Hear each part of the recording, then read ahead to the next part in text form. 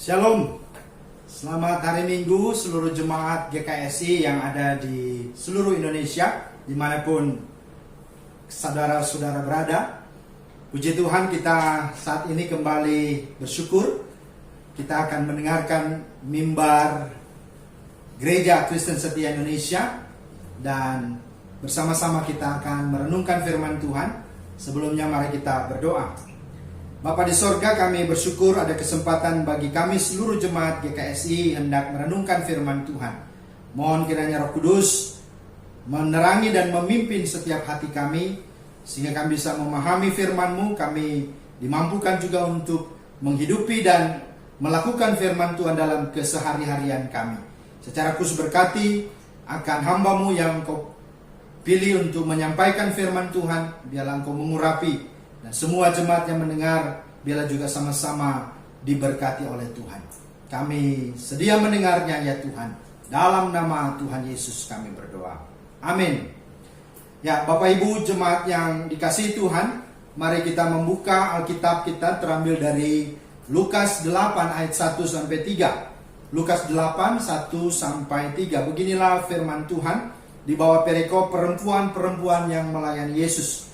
Tidak lama sesudah itu Yesus berjalan berkeliling dari kota ke kota dan dari desa ke desa memberitakan Injil Kerajaan Allah.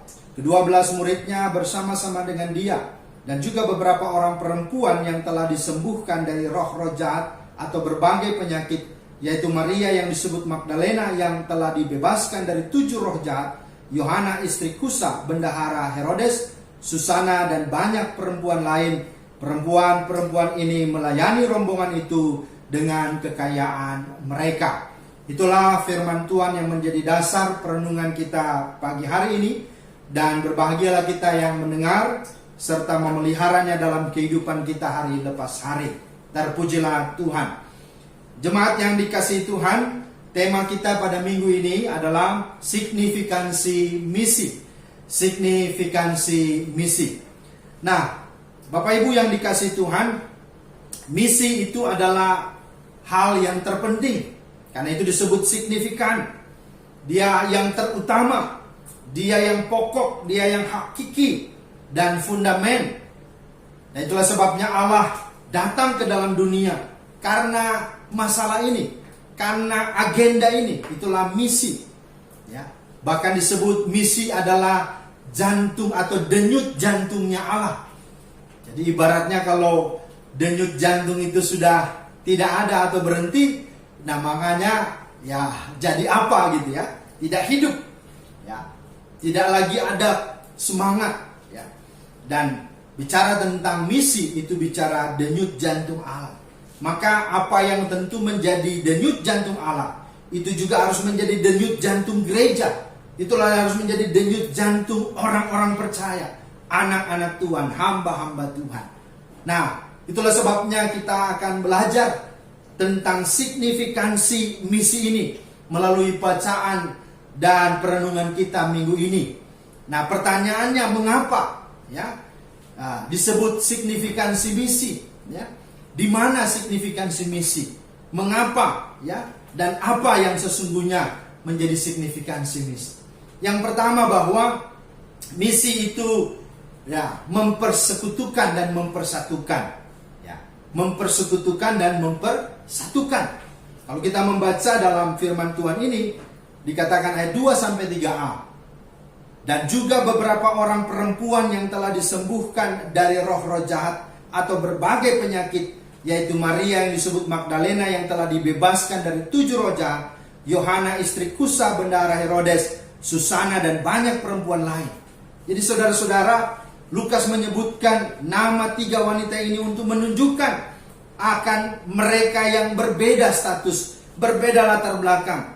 Namun tanpa memandang perbedaan di antara wanita ini, mereka sungguh-sungguh sama-sama telah mengalami pemulihan. Oleh karena apa? Misi Allah, Yesus datang menyembuhkan dan memulihkan, mentahirkan mereka yang mengalami sakit, penyakit, dan persoalan. Nah, saudara-saudara yang dikasihi Tuhan Yesus Kristus, itulah sesungguhnya signifikansi misi.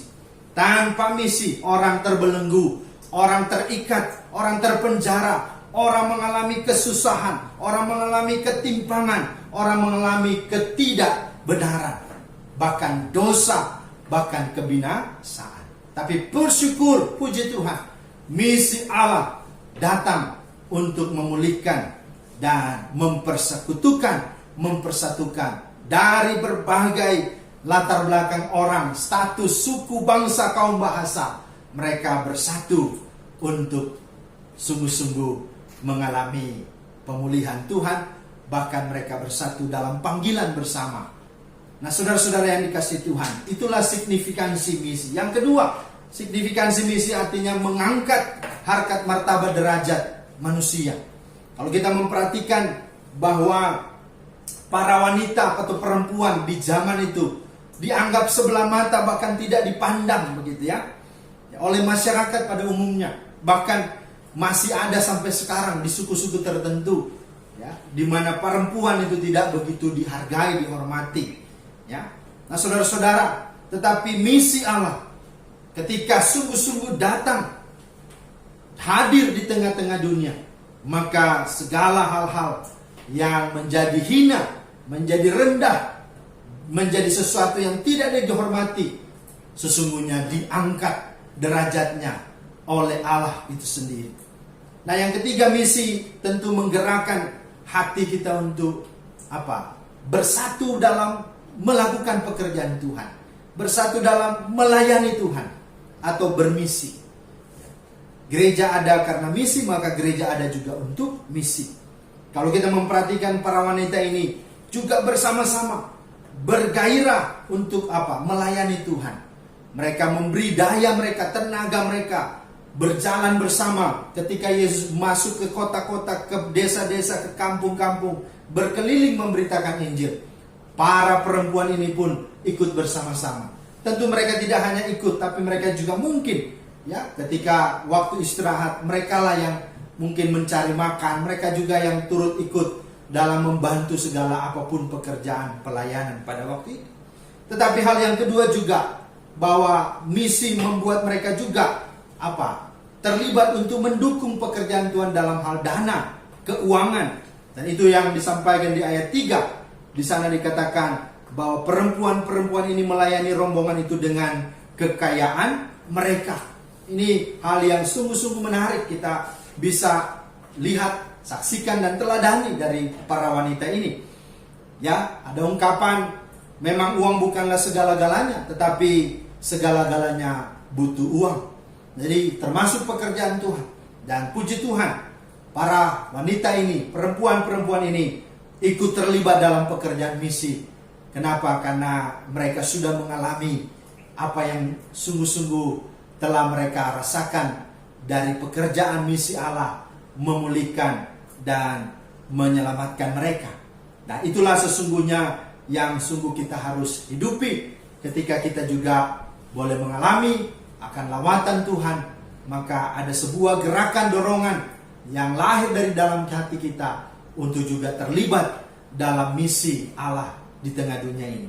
Dan yang keempat, misi mengokohkan akan setiap komitmen kita di hadapan Tuhan sampai kita menutup mata. Artinya misi membawa kita pada kesetiaan terhadap panggilan Tuhan. Dan itulah yang dilakukan oleh para wanita ini. Mereka tidak hanya melayani di dalam Lukas 8:1-3, tetapi ketika Yesus disalibkan, Yesus aniaya, menderita, disalib, para wanita-wanita ini pun ada bersama-sama Yesus. Mereka setia melihat dan ikut di dalam segenap apapun yang dideritai oleh Yesus.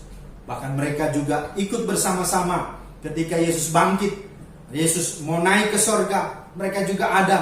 Bahkan mereka ada juga di ruang atas rumah itu. Mereka menanti-nantikan pencurahan Roh Kudus, dan mereka mengalami juga akan lawatan Tuhan. Mereka lah wanita-wanita yang setia dalam komitmen untuk mengikut melayani Tuhan dalam rangka memberitakan dan menyatakan, mengabarkan kasih dan keselamatan kepada segala bangsa. Nah, saudara-saudara yang dikasihi Tuhan Yesus Kristus, maka apa yang tentu yang menjadi kebenaran dari firman Tuhan ini berkaitan dengan para perempuan yang sungguh memahami dan sungguh-sungguh menghidupi arti signifikansi misi ini. Maka itu juga tentu harus menjadi panggilan kita, menjadi kesadaran perhatian kita untuk betul-betul jemaat-jemaat GKSI betul-betul hidupi kembali akan signifikansi misi ini. Bahwa kita sudah memulai itu 30-an tahun yang lalu. Maka jangan pernah berhenti. Ingat bahwa kehadiran jemaat GKSI dengan visi dan misinya menjangkau yang tak terjangkau, melayani yang tak terlayani, mengasihi yang tak terkasih, bahkan mendidik yang tak terdidik, itu harus senantiasa hidup dan bergelora membara di hati setiap jemaat GKSI, hamba-hamba Tuhan GKSI, para guru, para pendeta, dan semua yang ada dalam wadah GKSI untuk betul-betul hidupi itu. Sampai sekarang jangan pernah kendor. Seperti Roma 12 ayat 11. Jangan biarkan kerajinanmu kendor. Biarlah rohmu menyala dan layanilah Tuhan.